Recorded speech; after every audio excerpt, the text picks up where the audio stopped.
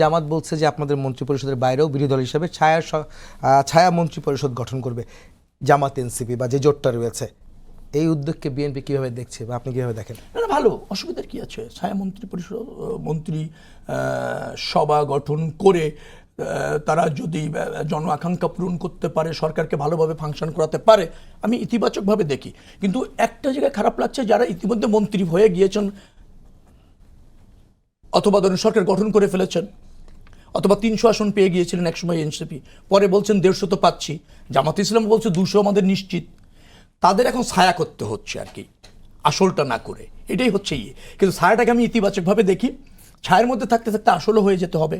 আমি সহজ করে বলতে চাই, সরকার হবে জনবান্ধব, সরকার থাকবে দায়বদ্ধ। সেটা আইনসভার কাছে। আইনসভা যদি শক্তিশালী হয়, ডেফিনেটলি সরকারকে ভালো থাকতে হবে।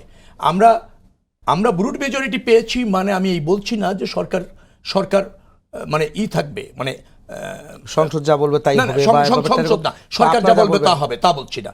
আমি বলছি যে আইনসভা নিশ্চয়ই জন আকাঙ্ক্ষা ধারণ করে সরকারকে ফাংশন করাতে সফল হবে।